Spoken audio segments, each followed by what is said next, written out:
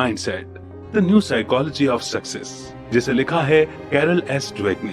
Carol S Dweck एक American psychologist और author हैं। उन्होंने पर्सनैलिटी और सोशल डेवलपमेंट के फील्ड में बहुत योगदान दिया है, खासकर माइंडसेट के ऊपर। 2011 में अमेरिकन साइकोलॉजिकल एसोसिएशन ने उन्हें डिस्टिंग्विश्ड साइंटिफिक कंट्रीब्यूशन अवार्ड से नवाजा था। तो आइए आज हम उनकी लिखी book mindset, the new psychology of success को सुनकर और पढ़कर अपनी सक्सेस की राह चुनते हैं। जब आपका सामना फेलियर से होता है तो आपके मन में पहला थॉट क्या आता है? क्या आपका कॉन्फिडेंस तुरंत कम हो जाता है या आप उस हार को एक लर्निंग एक्सपीरियंस के रूप में देखते हैं? क्या आप हर एक चैलेंज को इस नजरिए से देखते हैं कि वो बस ये साबित करने का मौका है कि आप कितने स्मार्ट और टैलेंटेड हैं? या आप उसे एक ऐसी चीज के रूप में देखते हैं जो आपको ग्रो करने में मदद करती है? क्योंकि हर इंसान बिल्कुल यूनिक और दूसरों से अलग होता है, इसीलिए हमारे एक्सपीरियंसेस भी एक दूसरे से बहुत अलग होते हैं। यहाँ तक कि अगर हमारा सामना बिल्कुल एक जैसी प्रॉब्लम से होता है, जैसे किसी टफ एग्जाम को पास करने के लिए तैयारी करना, तब भी हम अपने खुद के तरीके से उससे डील करते हैं। तो ऐसा क्यों होता है कि कुछ लोग एक चैलेंज को पार करने के बाद ग्रो करने लगते हैं, वहीं कुछ लोग उसके आगे घुटने टेक कर वहां से कभी आगे ही नहीं बढ़ पाते? आपके हर सवाल का जवाब इस बुक समरी में मौजूद है। इस बुक समरी के द्वारा आप समझेंगे कि कैसे आपके बारे में आपकी सोच आपकी जिंदगी के हर पहलू पर अपना गहरा असर डालती है। आप जानेंगे कि आपका माइंडसेट यानी नजरिया कितना इंपॉर्टेंट होता है, यह आपके जीने के तरीके और प्रॉब्लम का सामना करने की एबिलिटी पर असर डालता है। इसमें आपको अलग अलग माइंडसेट वाले लोग किस तरह अपनी जिंदगी जीते हैं उसकी भी झलक देखने को मिलेगी। इस तरह आप अपने खुद के माइंडसेट के बारे में जानेंगे और यह भी समझेंगे कि अगर जरूरत पड़ी तो आप खुद को कैसे बदल सकते हैं। तो समझते हैं पहले चैप्टर द माइंडसेट से। क्या ये प्रकृति है या परवरिश है जो एक इंसान को उसकी पर्सनैलिटी देती है? हालांकि इंसान होने के नाते हम सभी में कुछ बातें कॉमन जरूर हैं, लेकिन फिर भी हम सब एक दूसरे से बिल्कुल अलग और यूनिक हैं। हमारे जैसा बिल्कुल कार्बन कॉपी पूरी दुनिया में नहीं है। कुछ एक्सपर्ट्स का कहना है कि हर इंसान का एक बेसिक नेचर होता है जो कभी नहीं बदलता। कुछ फिजिकल कैरेक्टरिस्टिक्स का फर्क जरूर होता है जो हमें एक दूसरे से अलग बनाता है। वहीं दूसरी ओर कुछ एक्सपर्ट्स का मानना है कि लोगों का माइंडसेट इस बात से बनता है कि उनकी परवरिश किस तरह से की गई थी, उन्हें अपनी जिंदगी में कैसे माहौल और चैलेंजेस का सामना करना पड़ा और वो किस नजरिए से चीजों को देखते हैं। तो अब इन दोनों में से कौन सही है? तो जवाब है दोनों। ये दोनों साथ साथ चलते हैं। अब आप खुद को कैसे देखते हैं वो आपको बना भी सकता है और बिगाड़ भी सकता है। ये बात सुनने में अजीब लग रही होगी, लेकिन ये बिल्कुल सच है। कुछ लोगों को लगता है कि वो बहुत होशियार और स्मार्ट हैं और इसमें उन्हें बिल्कुल भी डाउट नहीं होता, तो इसे फिक्स्ड माइंडसेट कहते हैं। इन लोगों का मानना है कि हम सब एक लेवल ऑफ इंटेलिजेंस और लिमिटेड कैपेसिटी के साथ पैदा होते हैं और इसे कम या ज्यादा नहीं किया जा सकता। इनका माइंडसेट जैसे एक पत्थर की लकीर हो जाती है जहां वो खुद को बदलना ही नहीं चाहते, और ये इनके अंदर एक गहरी इच्छा को जन्म देता है। ये लोग हर किसी को ये साबित करना चाहते हैं कि ये कितने स्मार्ट हैं। ऑथर ने इस माइंडसेट को बहुत से लोगों में देखा है जो इसे अपने एजुकेशन, करियर और रिलेशनशिप में दिखाने की कोशिश करते हैं। ऐसे लोगों को लगता है कि हर सिचुएशन खुद को स्मार्ट साबित करने का एक मौका है, और अगर वो ऐसा नहीं कर पाए तो वो खुद को एक फेलियर समझने लगते हैं। इन सबसे अलग एक और माइंडसेट है जो ये कहता है कि एफर्ट के जरिए खुद को बदला जा सकता है। इसे ग्रोथ माइंडसेट कहा जाता है। ऐसा तब होता है जब आपको लगता है कि जिन क्वालिटीज के साथ आप बड़े हुए हैं उसकी वजह से आप एक पॉइंट पर आकर अटक गए हैं, इसीलिए आप बड़े जुनून और जोश के साथ खुद को बदलने की कोशिश करने लगते हैं, क्योंकि आप जानते हैं कि आपको अभी बहुत कुछ सीखना बाकी है। इन लोगों का मानना है कि पैदाइशी टैलेंट जैसी कोई चीज नहीं होती और किसी भी चीज को एफर्ट और लगातार प्रैक्टिस के जरिए हासिल किया जा सकता है। आइए इसे एक एग्जाम्पल से समझते हैं। इमेजिन कीजिए कि आप एक कॉलेज स्टूडेंट हैं और जब आप मंडे को कॉलेज गए तो आपका वो दिन बहुत ही बुरा गुजरा। न सिर्फ आपको अपने पसंदीदा क्लास में बहुत कम मार्क्स मिले, बल्कि आपको पार्किंग का फाइन भी देना पड़ा। इसके बाद जब आपने अपने दोस्त के साथ इमोशंस को शेयर करने की कोशिश की तो उसने आपकी बात पर ध्यान ही नहीं दिया। अब अगर यहाँ आपका फिक्स माइंडसेट होगा तो आप खुद के लिए बुरा महसूस करने लगेंगे, और तो और आप यहाँ तक सोच लेंगे कि आपकी जिंदगी बिल्कुल बेकार है और इस पूरी दुनिया में आप सबसे बड़े बेवकूफ हैं। जब आपका माइंडसेट फिक्स होता है तो आप खुद पर दया करने लगते हैं। अपने गुस्से और दुख को कम करने के लिए आप जंक फूड खाने लगते हैं और इस बात पर गंगा जमुना बहाने लगते हैं कि आप कितने बड़े लूजर हैं। ऐसे लोग दूसरों को दोष देने और बहाना बनाने की सोच को अपना लेते हैं। ये किसी चीज की जिम्मेदारी नहीं लेना चाहते। आप इन सब चीजों में न जाने कितना टाइम वेस्ट करते हैं, लेकिन 2 मिनट इस बात पर गौर नहीं करते कि क्या सच में आपका दिन इतना बुरा था कि आप इस तरह रिएक्ट करें। क्योंकि फिक्स्ड माइंडसेट वाले लोग हर वक्त खुद को साबित करने की कोशिश में लगे रहते हैं। उन्हें लगता है कि छोटी सी भी गलती का मतलब है कि वो फेल हो गए हैं। उनके इमोशंस एक्सट्रीम होते हैं। उन्हें बीच का रास्ता दिखाई नहीं देता। अगर वो पहली कोशिश में कामयाब नहीं होते तो वो बस ये मान लेते हैं कि उनके पास कोई स्किल और टैलेंट है ही नहीं और अब उन्हें कोशिश करना बंद कर देना चाहिए। अब इसी सिचुएशन को ग्रोथ माइंडसेट में इमेजिन करें। अब खुद को बुद्धू कहने के बजाय आपके साथ हुई हर घटना को आप एनालाइज करने लगते हैं। आपको लगता है कि शायद आपको पढ़ने की एक अलग टेक्निक यूज करनी चाहिए। गाड़ी को पार्किंग जोन में पार्क करना चाहिए और सोचना चाहिए कि शायद आपका दोस्त खुद उस वक्त परेशान होगा, इसीलिए आपकी बात पर ध्यान नहीं दे पाया। अब भले ही आपको बुरा लग रहा हो कि आपका दिन कितना खराब था, आप हर चीज को एक अलग नजरिए से देखकर उसे डील करने की कोशिश करते हैं। तो क्या आप ये फर्क समझ पा रहे हैं? ये हमें कितने नेगेटिव इमोशन से बचाता है। Inside the mindset. जब आपका माइंडसेट फिक्स्ड होता है तो आप एफर्ट को एक बुरी चीज समझते हैं, क्योंकि आपकी सोच फ्लेक्सिबल नहीं होती। तो आप बस ये मान लेते हैं कि या तो आप बहुत स्मार्ट हैं या बिल्कुल स्मार्ट नहीं हैं। लेकिन अगर आप ग्रोथ माइंडसेट वाले हैं तो आप समझते हैं कि एफर्ट करना ही आपको स्मार्ट बनाता है। इसमें आपका मकसद किसी को कुछ साबित करना नहीं होता, बल्कि आपका गोल होता है खुद को लगातार इंप्रूव करते रहना। हालांकि ये माइंडसेट सिर्फ एक बिलीफ सिस्टम है, लेकिन ये बहुत पावरफुल होते हैं। कैरल ड्वेक ने हांगकांग यूनिवर्सिटी में एक एक्सपेरिमेंट करने का फैसला किया। इस यूनिवर्सिटी में पढ़ाने के लिए इंग्लिश लैंग्वेज का इस्तेमाल किया जाता है। जाहिर सी बात है कि वहां कुछ स्टूडेंट्स ऐसे भी थे जो इस लैंग्वेज को अच्छे से नहीं समझते थे। जब उन्हें एक सर्वे में पूछा गया कि उन्हें अगर कोई ऐसा कोर्स ऑफर किया जाए जो उनकी लैंग्वेज की स्किल को बेहतर करेगा, तो क्या वो उसे करना चाहेंगे? जिन स्टूडेंट्स ने हाँ में जवाब दिया, उनका ग्रोथ माइंडसेट था। उनका मानना था कि आप कुछ सीख कर या खुद को बदल कर ज्यादा स्मार्ट बन सकते हैं। वहीं दूसरी ओर जिन स्टूडेंट्स का फिक्स्ड माइंडसेट था, उन्हें उस कोर्स में बिल्कुल दिलचस्पी नहीं थी और उनका जवाब ना था। उनका मानना था कि हर इंसान की बुद्धिमानी का एक लेवल होता है और इसे बदलने के लिए कुछ नहीं किया जा सकता। जब ब्रेन वेव्स की बात आती है, तब भी फिक्स्ड और ग्रोथ माइंडसेट के लोगों में अलग अलग पैटर्न देखा गया है। कैरल ने कोलंबिया की लेबोरेटरी में कुछ लोगों के ब्रेन वेव्स को स्टडी किया और ये समझने की कोशिश की कि वेव्स किस पॉइंट पर बढ़ते हैं या उनमें कुछ बदलाव आता है। उनकी टीम ने कुछ पार्टिसिपेंट से सवाल पूछे और उनकी वेव्स को तब मेजर किया गया जब उन्हें यह बताया जाता था कि उनका जवाब सही था या गलत। जिन लोगों का फिक्स्ड माइंडसेट था, उनके ब्रेन वेव्स में तभी कोई हलचल दिखाई दी जब उन्हें जवाब बताया जाता था। दूसरे शब्दों में, वो लेबोरेटरी में मौजूद लोगों को यह साबित करना चाहते थे कि वो कितने स्मार्ट और बुद्धिमान थे, लेकिन जब उन्हें कोई इन्फॉर्मेशन दी जाती थी जिससे वे कुछ सीख सकते थे, तब उनके वेव्स ने कोई इंटरेस्ट नहीं दिखाई। यानी जब उन्होंने गलत जवाब दिया तो उन्होंने सही जवाब से कुछ सीखने की कोशिश नहीं की। जब ग्रोथ माइंडसेट वालों को स्टडी किया गया तो टीम ने यह देखा कि जब उन्हें कोई इन्फॉर्मेशन दी जाती थी तो उनमें उसे जानने की दिलचस्पी जाग उठती थी। वो स्टूडेंट्स जानते थे कि सीखने से उन्हें आगे बढ़ने और ग्रो करने में मदद मिलेगी।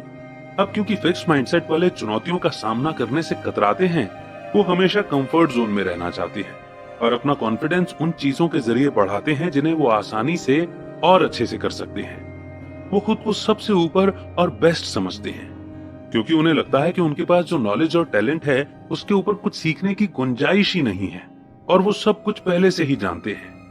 लेकिन अगर वो इसे भी इंप्रूव कर अपने फुल पोटेंशियल तक पहुंच जाते तो क्या होगा? यहाँ फिर वही बात आती है कि ऐसे लोग मेहनत करना और रिस्क लेना पसंद नहीं करते। इनकी सोच होती है कि अगर आपको किसी चीज में एफर्ट लगाने की जरूरत है तो इसका मतलब है कि आप उस चीज में अच्छे नहीं हैं, तो उसे बेकार में ट्राई करने का क्या मतलब। उनकी सुई इसी बात पर अटकी रहती है कि या तो उनके पास पूरी स्किल है या फिर बिल्कुल भी नहीं है। लेकिन अगर आपने सीखने से इनकार कर दिया तो आप इम्प्रूव कैसे करेंगे? ग्रोथ माइंडसेट वाले अक्सर खुद से यही सवाल पूछते हैं, इसीलिए वो चैलेंज एक्सेप्ट करने के लिए तैयार रहते हैं, क्योंकि वो जानते हैं कि अगर वो फेल भी हुए तब भी वो उससे कुछ न कुछ जरूर सीखेंगे। और ऐसा नहीं है कि ग्रोथ माइंडसेट वालों को फेलियर से तकलीफ नहीं होती, लेकिन वो इस फेलियर को खुद को तोड़ने नहीं देते।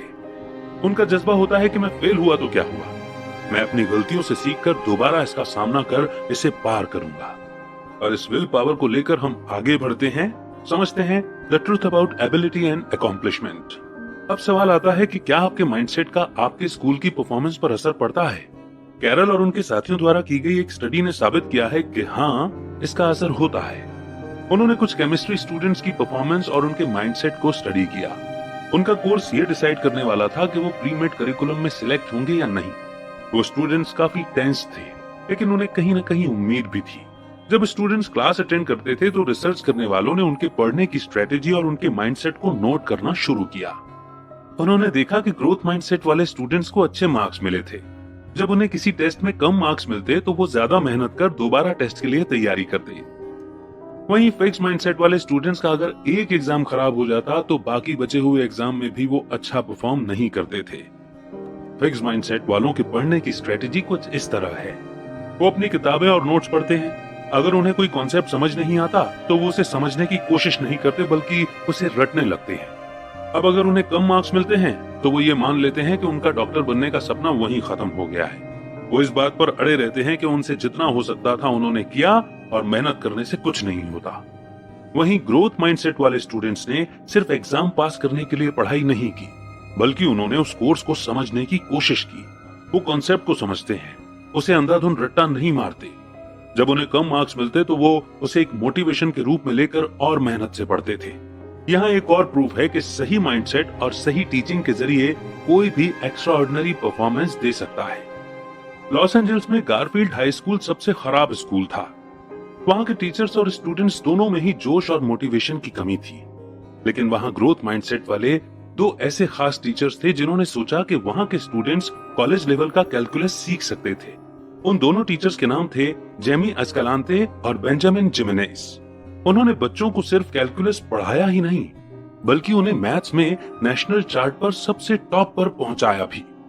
अपने ग्रोथ माइंडसेट के कारण जेमी और बेंजामिन ने बच्चों को पढ़ाने के लिए मोटिवेट किया। उन्होंने उनसे कहा कि वो खुद को एक फेलियर ना समझें और मेहनत हमें कुछ भी अचीव करने के लायक बना देती है। स्टूडेंट्स ने उनकी बातों को सीरियसली लिया और खुद पर यकीन करने का माइंडसेट अपनाने लगे कि वो उस एग्जाम को बखूबी पास कर सकते थे। और अंत में बिल्कुल वैसा ही हुआ। उन्होंने इतना अच्छा परफॉर्म किया था कि उन्हें इसके लिए अवार्ड भी दिया गया। तो ये हमें क्या बताता है? स्टूडेंट्स को बुद्धू या स्टूपिड जैसे लेबल देना उन्हें पढ़ने से रोकता है। जबकि इन दोनों टीचर्स ने बच्चों को पढ़ाना शुरू किया तो उन्होंने अपने स्टूडेंट्स को बेवकूफ नहीं समझा, बल्कि इन एक्स्ट्राऑर्डिनरी टीचर्स ने उन्हें मोटिवेट करने के लिए अलग अलग रास्ता ढूंढा। उन्होंने बच्चों पर विश्वास दिखाया और इसी विश्वास ने बच्चों को खुद पर विश्वास करना सिखाया। और अंत में ऐसा रिजल्ट सबके सामने था जिसकी सिवाय इन दो टीचर्स के किसी को भी उम्मीद नहीं थी। तो उम्मीद और विश्वास को लेकर के आगे बढ़ते हैं नेक्स्ट चैप्टर की ओर, जो कि है sports, the mindset of a champion. अगर आप स्पोर्ट्स में दिलचस्पी रखते हैं तो आपने कई बार इस लाइन को सुना होगा कि वो तो एकदम नेचुरल और गिफ्टेड प्लेयर है। पहले आपकी सोच यही रही होगी कि ऐसा कहने में कुछ भी गलत नहीं है। वाकई कुछ लोग एक्स्ट्रा ऑर्डिनरी टैलेंट के साथ पैदा होते हैं, जैसे मानो वो एक महान स्पोर्ट्समैन बनने के लिए ही पैदा हुए हों। लेकिन अब जब आपने इस बुक को पढ़ लिया है तो आप इसे एक अलग नजरिए से देखने लगेंगे। हालांकि फिजिकल क्वालिटी जैसे हाइट, लंबे पैर वगैरह आपको कुछ एडवांटेज जरूर देते हैं, लेकिन ये सिर्फ आपका माइंडसेट ही है जो आपको दूर तक ले जा सकता है। बिली बीन के लिए कहते हैं कि वो भी एक नेचुरली गिफ्टेड इंसान है। जब वो स्कूल में थे तो स्पोर्ट्स में बहुत एक्टिव थे। बास्केटबॉल में वो MVP थे और फुटबॉल में क्वार्टरबैक। बेसबॉल में वो सबसे बेहतरीन हिटर थे। उनके पास सब कुछ था सिवाय एक चैंपियन माइंडसेट के।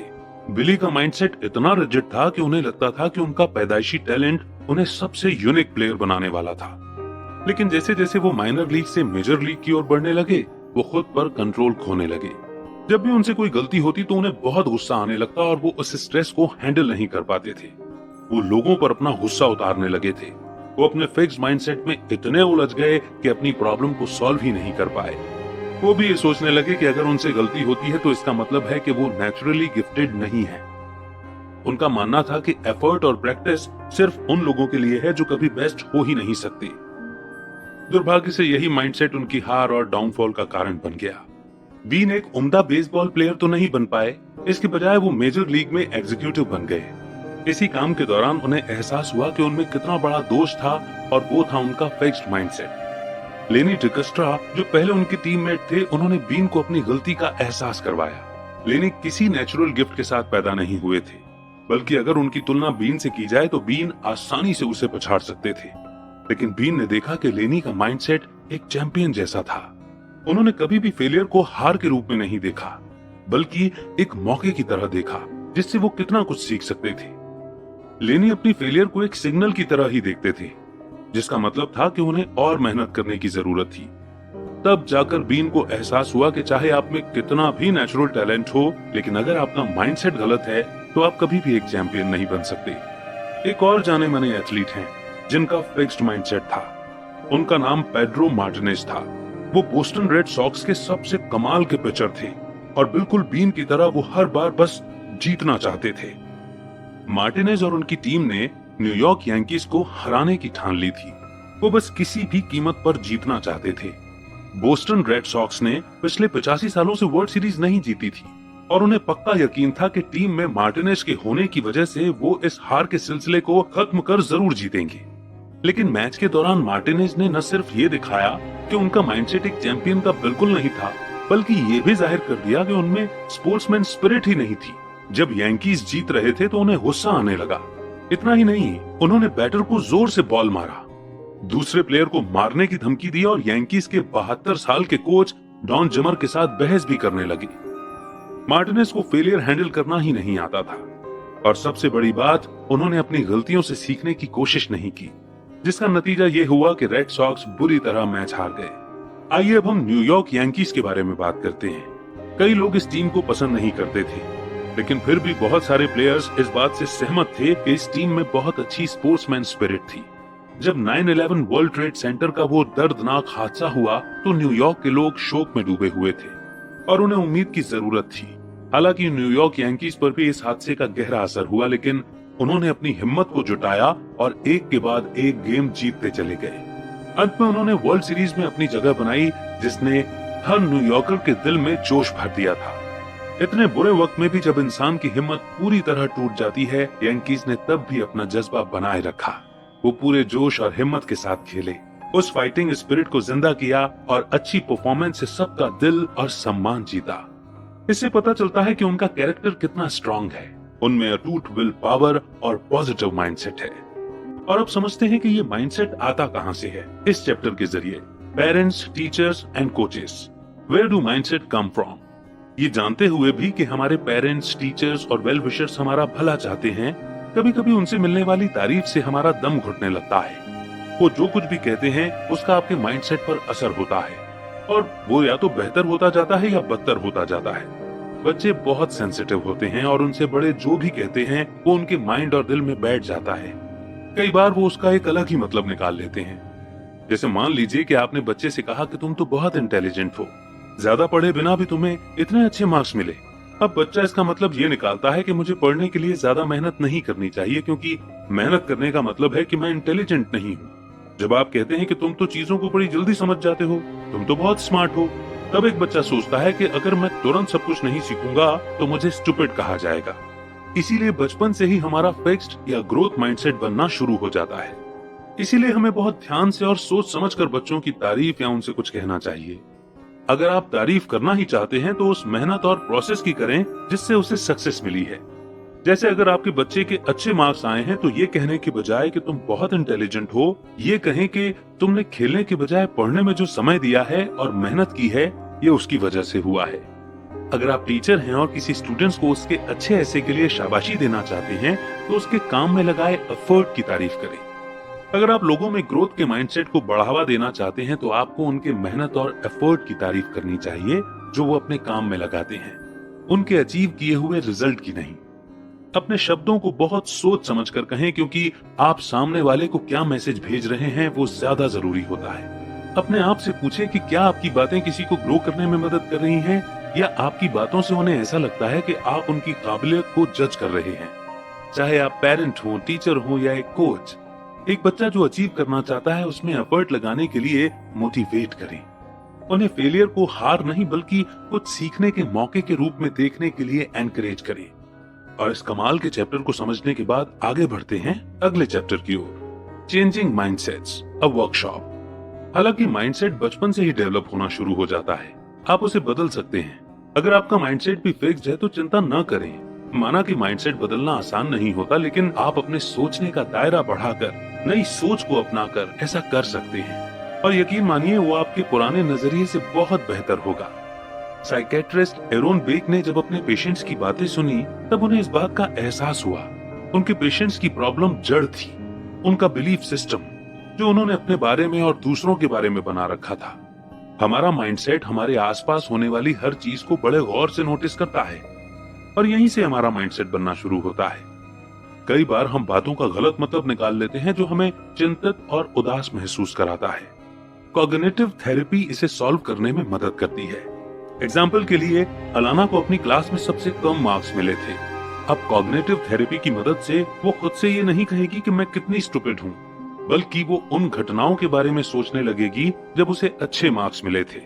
ये थेरेपी उसे ये सोचने में मदद करेगी कि सिर्फ मार्क्स उसकी इंटेलिजेंस को नहीं दिखा सकते। फेल होना बस हमारी ग्रोथ का एक हिस्सा होता है। कॉग्निटिव थेरेपी लोगों को ये महसूस कराने में मदद करती है कि वो जो खुद के बारे में सोचते हैं वो पत्थर की लकीर नहीं है। उनकी सोच गलत भी हो सकती है। अगर आप जानते हैं कि आपका माइंडसेट भी फिक्स्ड है और आप उसे बदलना चाहते हैं, तो आपने आधी जंग तो वैसे ही जीत ली। इस बात को समझें कि इतनी आसानी से आपका माइंडसेट बदलने वाला नहीं है, क्योंकि आप उसी सोच के साथ पले बड़े हैं और अब तक आपको ये लगता था कि जिंदगी को देखने का बस यही एक नजरिया होता है। अगली बार जब आपका सामना फेलियर से हो, तो इस बात पर ध्यान दें कि किस तरह के थॉट्स आपके दिमाग में चल रहे थे।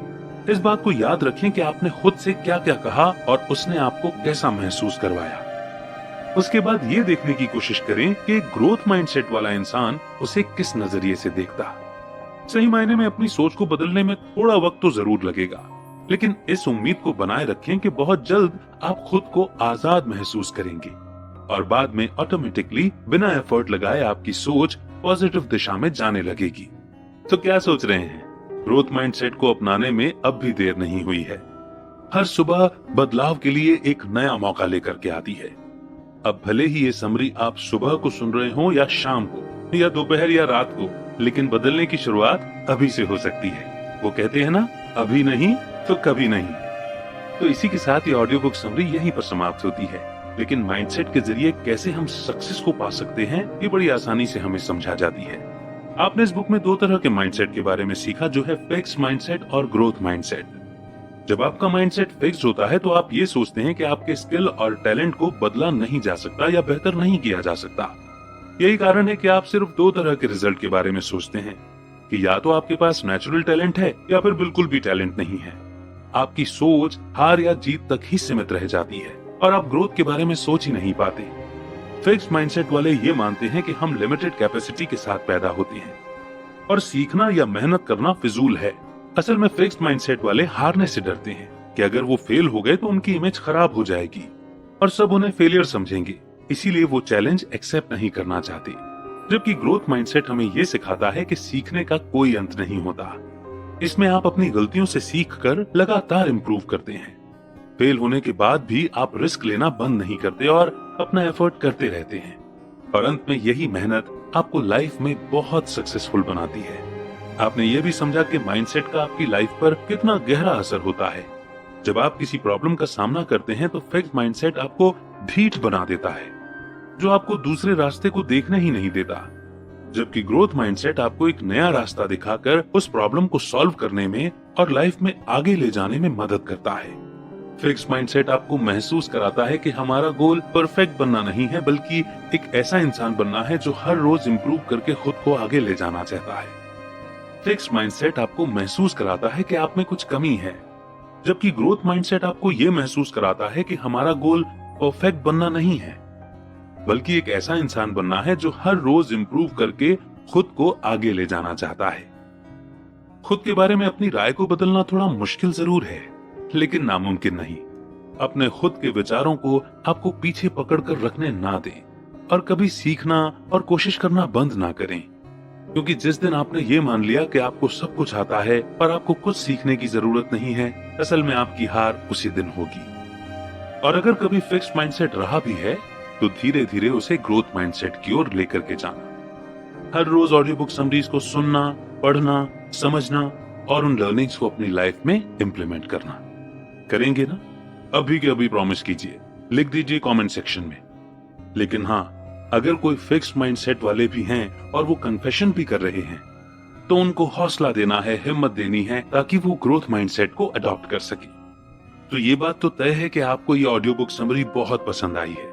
आपकी लर्निंग्स क्या रही, आपके टेक अवेज क्या रहे, वो भी कमेंट सेक्शन में जरूर लिखिएगा। और साथ ही हमें ये भी बताइएगा कि अगली ऑडियो बुक समरी आप किस बुक की या किस सब्जेक्ट पर सुनना चाहेंगे। जल्द ही एक नई ऑडियो बुक समरी के साथ फिर होगी आपसे मुलाकात। तब तक रखिए आपका बेहतर ख्याल।